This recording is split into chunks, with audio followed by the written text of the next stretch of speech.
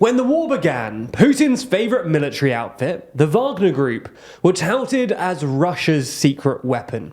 Their brutality in Syria, Libya, and the Central African Republic had earned them a reputation as an effective fighting force. And despite a slow start to the war, in the last few weeks it looked like they were finally living up to that reputation. That's because using some pretty ruthless tactics, including so-called human wave attacks, Wagner forces successfully took a series of small towns around Bakhmut.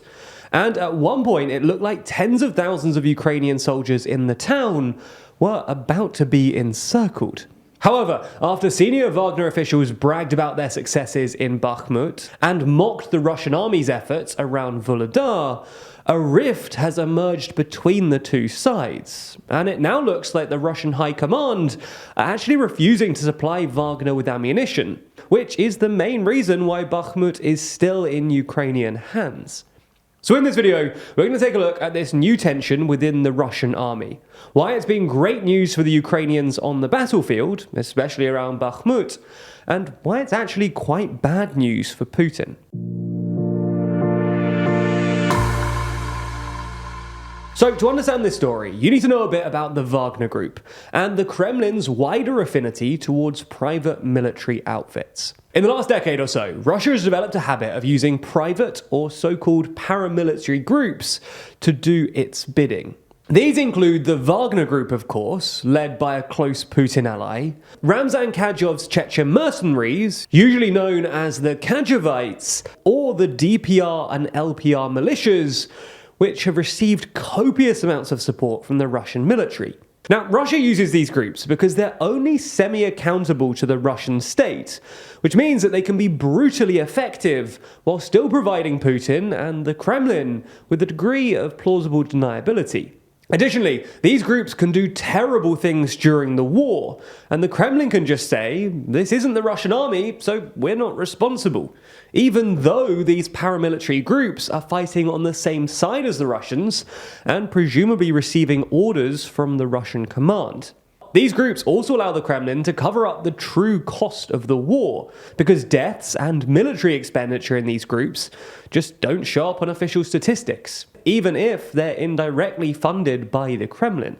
Anyway, for most of the war, this has worked pretty well for the Kremlin. However, in the past couple of weeks, relations between Wagner and the rest of the Russian army have apparently soured. That's because after literally months of futile prodding, at the beginning of this year, the Wagner Group finally started making progress around Bakhmut, taking the suburb of Soledar to the north in the middle of January.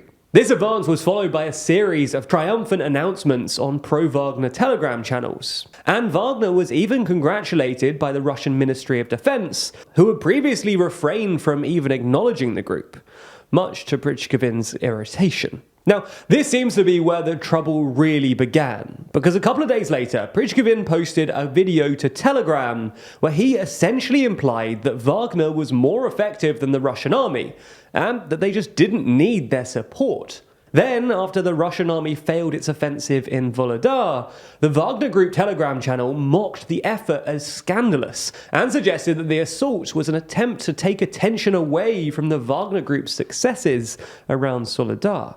Now, it seems that this was a step too far for the Russian MOD, who apparently decided to stop supplying ammo to the Wagner Group in retaliation.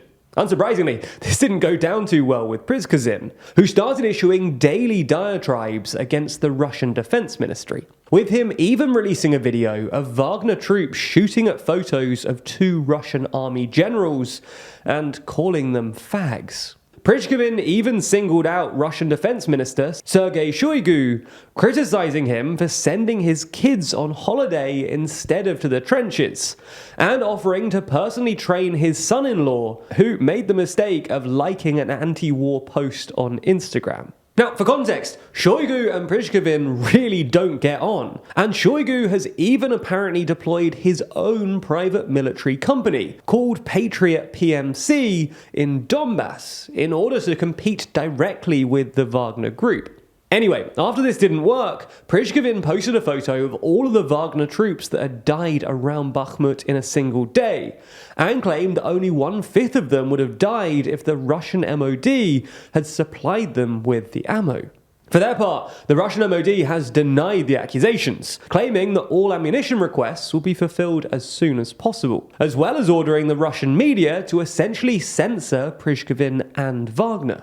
Other sources in the Russian army have also claimed that Wagner is using too much ammunition in the first place, and that their supplies have been cut due to a general reduction in the Russian army across the board caused by shell shortages. You get the idea though. There's clearly a spat brewing between Wagner and the rest of the Russian army, and this is good news for Ukraine and bad news for Russia.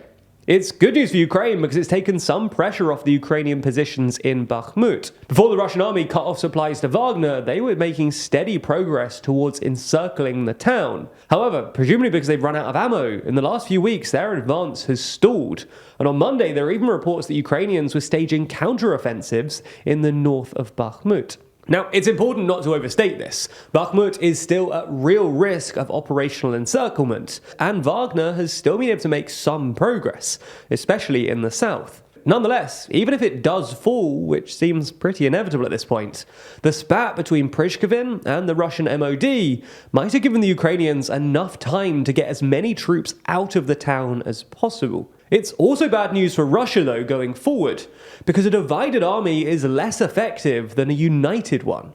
And it also puts more pressure on Putin himself. That's because the fall of Bakhmut is important to Putin. It will mark the first significant success for Russia since, well, maybe the start of the invasion. So if Wagner get credit instead of the Russian army, this will only make the Russian army, and by proxy the Russian state, look even less competent.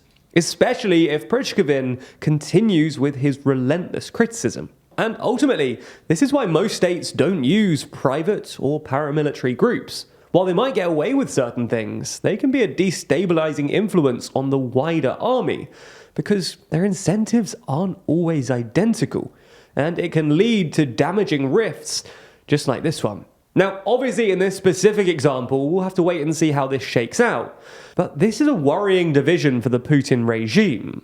And if you want to be updated as this story does play out, then you should subscribe to the TLDR Daily Briefing, which is actually where we first reported on this story. Over there, we break down the biggest news story each and every day, before running you through 3 other stories that you might have missed in the day's chaos.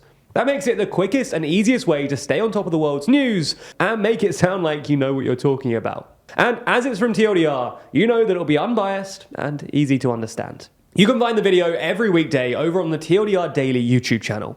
Or if you prefer, you can listen by searching in your favorite podcast app. Thanks for your support, and thanks for watching TLDR News.